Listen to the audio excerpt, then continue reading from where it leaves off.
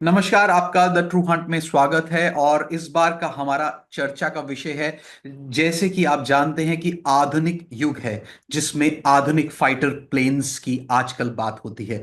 ऐसे में कौन से ऐसे आधुनिक फाइटर प्लेन्स हैं जो कि मुस्तैदी से हवा में उड़ते हुए रेडार फ्रीक्वेंसी से अपने आप को छुपा कर रखते हैं ताकि वो दुश्मनों के मंसूबों को नेस्तो नाबूद कर दें। ऐसे में आज जो दो फाइटर प्लेन्स हैं, एक रशियन मेड जो कि SU-57 है और दूसरा F-35 अमेरिकन मेड जिसे कहा जाता है, ये बहुत ही ज्यादा चर्चित हैं और किस तरीके से ये रेडार फ्रीक्वेंसी से अपने आप को बचा कर रखते हैं और एयर फोर्सेस की ताकत को और मजबूत कर देते हैं। और इसके साथ साथ ही मैं जो है अपने देश को और अपनी जितनी भी मेरी आर्म्ड फोर्सेस हैं सबको सैल्यूट करना चाहूंगा द ट्रू हंट के माध्यम से, जिन्होंने मुस्तैदी से मिशन जो सिंदूर है उसको अकम्प्लिश किया। ऐसे में इस चर्चा को लेकर जुड़े हैं ग्रुप कैप्टन SP सिंह, जिन्होंने इंडियन एयरफोर्स को अपना बहुत समय दिया है, काफी पोर्टफोलियोज में काम किया है। तो वो इस टेक्निकलिटी की ओर हमारा ध्यान ले जाएंगे कि आज के आधुनिक युग में किस तरीके के फाइटर प्लेन्स की हमें आवश्यकता है और क्या SU-57 उस पे खरा उतरता है या कि F-35। तो ऐसे में सर, सबसे पहले, how radar sees the sky. Gaurav, thank you very much for inviting me to this show. And मेरा एक ऑपरेशन सिंदूर पे सिर्फ एक ही कहना है, पिक्चर अभी बाकी है मेरे दोस्त। जहां तक आपने बताया कि फिफ्थ जनरेशन एयरक्राफ्ट या जो लेटेस्ट एयरक्राफ्ट है, इसकी हमें जरूरत क्यों है।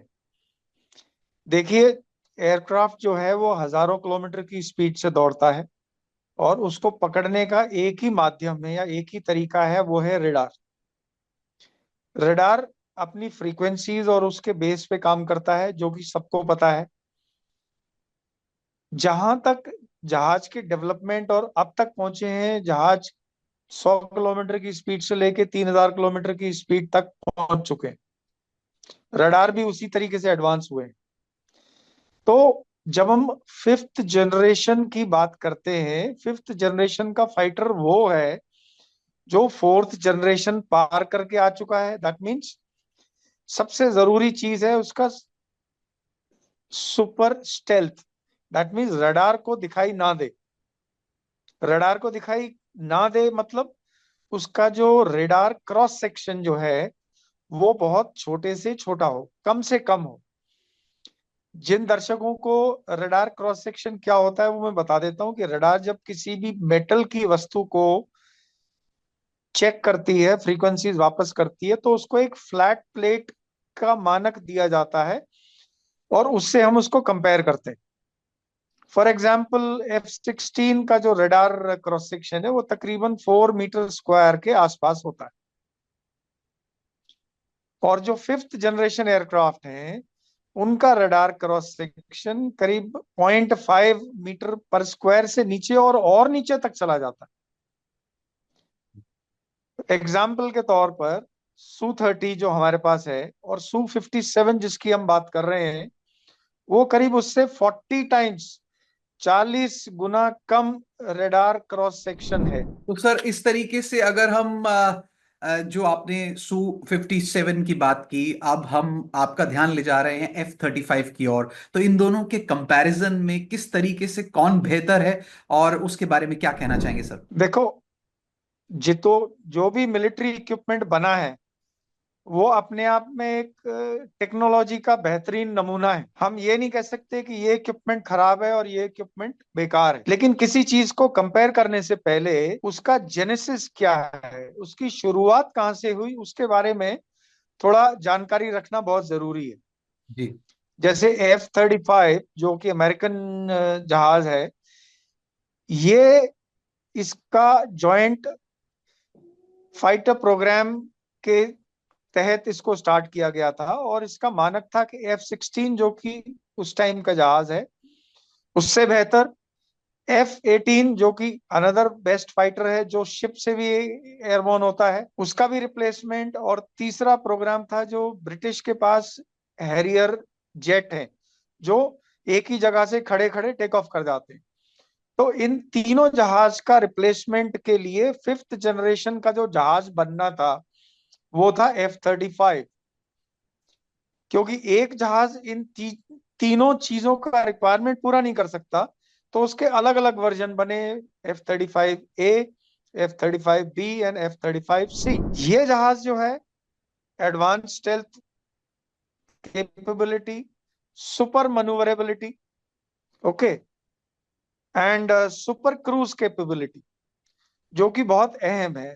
सुपर क्रूज के लिए मैं एक बार दर्शकों को बताना चाहूंगा कि आज के दौरान में जो सारे फाइटर्स आ रहे हैं वो सब सुपरसोनिक स्पीड कैपेबल है, लेकिन वो सुपरसोनिक स्पीड अचीव कर पाते हैं जब रीहीट लगाया जाता है इंजन के अंदर, जब पीछे से आग के गोले जो आपको दिखाई देते हैं, शोले, राइट। वो रीहीट है। लेकिन उस वक्त क्या होता है कि आपका जो फ्यूल कंजम्पशन है वो तकरीबन 250 से 400 लीटर पर मिनट का हो जाता है। तो राइट। जो फिफ्थ जनरेशन एयरक्राफ्ट है उसके इंजन इतने पावर के उसको सुपर क्रूज करने के लिए आपको रीहीट लगाने की जरूरत नहीं पड़ती। दैट मीन्स आप बहुत तेज स्पीड से जा सकते हो और बहुत कम तेल आपका लगेगा, जिससे कि आप बहुत ज्यादा डिस्टेंस कवर कर सकते हो। और अगर आप Su-57 का अगर जेनेसिस देखेंगे तो वो MiG-29, जो कि रशियन का फ्रंटलाइन फाइटर है, जी। और Su-27 जिसका वेरिएंट हम Su-30 जो हम इस्तेमाल कर रहे हैं, इन दोनों का रिप्लेसमेंट के तहत स्टार्ट किया गया था सन 2006 के आसपास। हम लोग इस प्रोग्राम का हिस्सा बने थे, हमारी कंट्री, और इसको फिफ्थ जनरेशन फाइटर एयरक्राफ्ट का नाम दिया गया था, FGFA। जी।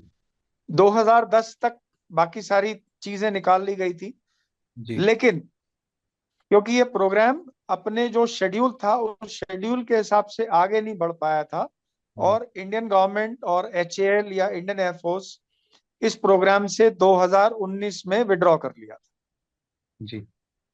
इस प्रोग्राम जो कि इनिशियली T-50 के नाम से स्टार्ट किया गया था, बाद में इसका रिक्रिस्टीन करके नाम Su-57 कर दिया गया था, जो कि एक केपेबल प्लेटफॉर्म है, लेकिन रडार क्रॉस सेक्शन उस लेवल का नहीं है। इसमें रडार एब्जॉर्बेंट मटेरियल और पेंट लगा के इसको रडार क्रॉस सेक्शन कम किया गया था, जो कि सिर्फ बहुत ही फाइन मार्जिन से फिफ्थ जनरेशन एयरक्राफ्ट के जो मानक है उसमें आता है। दूसरी इसमें दिक्कत थी कि जो इंजन्स हैं वो इसके इतने पावरफुल नहीं थे और वो अभी तक डेवलप नहीं हो पाए थे। तीसरा, जो आज की तारीख में फिफ्थ जनरेशन एयरक्राफ्ट को चाहिए, आर्टिफिशियल इंटेलिजेंस और integration of your computer systems and network centric warfare capability. जैसे अभी जो हमला हुआ है उसमें आपने देखा होगा कि 40 या 50 जहाज का पैकेज जाता है, राइट। जिसमें आप एवैक्स के थ्रू बात करते हो। राइट। तो पायलट के पास इतना टाइम नहीं है कि वो सब लोगों से अलग अलग बातें करे और वो करे। तो डेटा फ्यूजन सब सेंसर से लिया गया है और वो प्रायोरिटी के हिसाब से आपको दिखाएगा। ये एक ड्रॉबैक था इस सिस्टम का, जो कि अभी तक इसमें नहीं हो पाया था। तो सर मैं इसमें पूछना चाहूंगा, ऑफ कोर्स मैं कुछ लाइंस आपके आगे पढ़ना चाहूंगा। The Indian Air Force is developing the advance medium medium combat aircraft, a fifth generation stealth fighter jet design to be nearly invisible to radar, जो कि आज का हमारा टॉपिक है। This aircraft is being developed by the defence research and development organisation, DRDO, and the aeronautical development agency. तो sir हमारी इसके बारे में क्या प्रोग्रेसेस हैं, और कितने समय में हम इन सब चीजों को डेवलप कर पाएंगे, और इसमें कितने पार्ट्स हमें भारत के बाहर से जो है वो लेने पड़ेंगे, उसके बारे में क्या कहना चाहेंगे सर प्लीज। देखो गौरव, फिलहाल जो टाइमलाइंस हैं इस प्रोजेक्ट के, वो अगले 10 से 15 साल के, जो कि ऑप्टिमिस्टिक हैं। तो ये एक लॉन्ग डिस्टेंस ड्रीम है एज ऑफ नाउ। जरूरत है कि फिलहाल हमको एक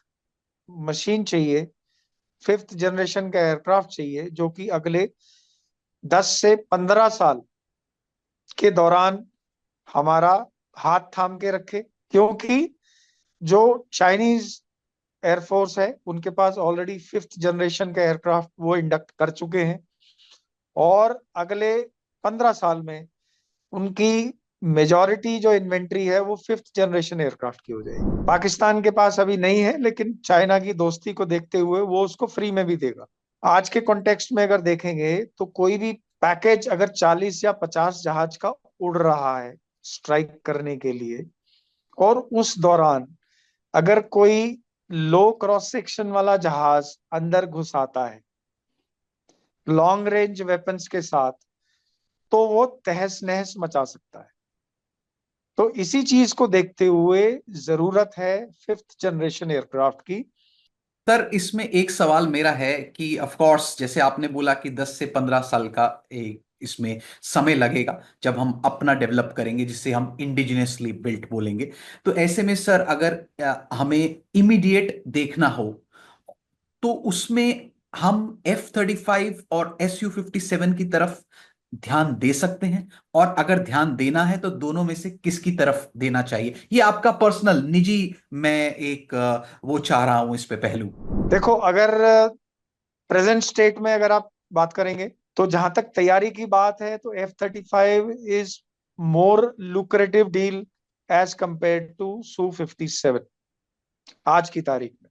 लेकिन इंडियन गवर्नमेंट के जितने भी डिसीजंस रहे हैं नए इंडक्शंस को, हमारा सिस्टम बहुत ही टाइम टेस्टेड है और फुल प्रूफ है। कोई भी एक्शन जल्दबाजी में नहीं लिया जाएगा। और प्रेजेंट अगर आप देखोगे तो जो इंडियन नेवी के लिए जो रफाल की जो डील की गई है, जो मैरीटाइम वर्जन है, राइट।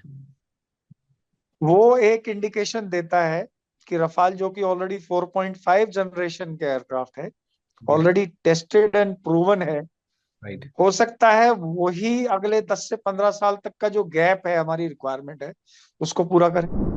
तो सर मेरा जो अगला सवाल आपसे जाता है, ऑब्वियसली जब हम इंडिजिनियसली बिल्ड की बात करते हैं जहां पे R&Ds भी अपने देश में हो रही हैं, तो ऐसे में मैं एक जो है एक रिपोर्ट को पढ़ रहा था, उसमें से मैं कुछ लाइंस आपके आगे रखूंगा जहां पे हमारी IIT कानपुर का जिक्र था। Indigenously developed technology, the Analakshya MSCS technology developed by IIT Kanpur is being used to further enhance the aircraft's stealth and capabilities. So ये सर अपने देश की बात है, गर्वान्वित करने की बात है। तो सर इस टेक्नोलॉजी को किस तरीके से देख रहे हैं और कहाँ है इसका भविष्य, प्लीज उसके बारे में। देखो, अनलक्ष्या जो है, जहाज के अंदर एक सेल्फ प्रोटेक्शन जैमर्स होते हैं और जी। एक एस्कॉर्ट जैमर्स होते हैं। जी। यही उसी के एडवांस वर्जन। लेकिन प्रोटोटाइप बनाना, एक टेक्नोलॉजी को फर्म करके मास प्रोड्यूस करना दूसरी चीज है। लेकिन जिस तरीके से हमारे डिफेंस इंडस्ट्री ने पिछले 12 साल में प्रोग्रेस किया है, उससे मेरा ये मानना है, और एकेडमिया के साथ मिलके जो नई टेक्नोलॉजीज जो हम लेके आ रहे हैं, उससे क्या होगा, इंडिजिनस चीजें बनेंगी, कॉस्ट इफेक्टिव बनेंगी, और उसको हमें किसी बाहर के देश पे डिपेंडेंट नहीं रहना पड़ेगा।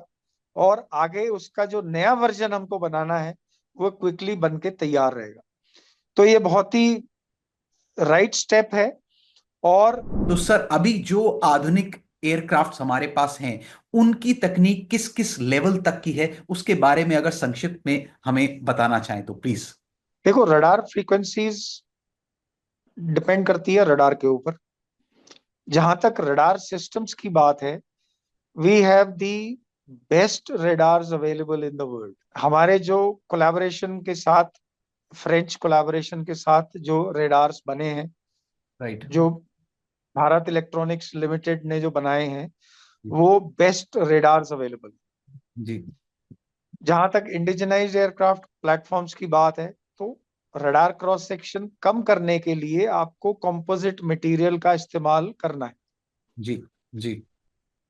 एलसीए एयरक्राफ्ट जो हमारा है, उसका रडार क्रॉस सेक्शन बहुत ही कम है। It is just close to meeting the requirement of fifth generation fighter aircraft. तो LCA mark two and mark one alpha और सब्सिक्वेंटली इनके जो नेक्स्ट प्रोडक्शन आएंगे, राइट। जिसमें कंपोजिट का इस्तेमाल और ज्यादा होगा, सो वो न्यू स्टेल्थ टेक्नोलॉजी को मीट करने में सक्षम। हमारा एक तरफ तो है चाइना और दूसरी तरफ है पाकिस्तान, तो हमें ऐसे आधुनिक एयरक्राफ्ट्स की बहुत ज्यादा जरूरत है। तो ऐसे में सर, हम इन युद्ध की परिस्थितियों को देखकर आप अपना कुछ एनालिसिस देना चाहें कि किस तरफ भारत चल रहा है और किस तरीके से प्रोग्रेस कर रहा है। There are lot of things which cannot be discussed in the open forum. Right. मैं सिर्फ एक सेंटेंस में ही अपना ये आंसर पूरा करूंगा। रास्ता हमने पकड़ लिया है, पहले चल रहे थे, अभी हमने उस पर दौड़ना शुरू कर दिया है।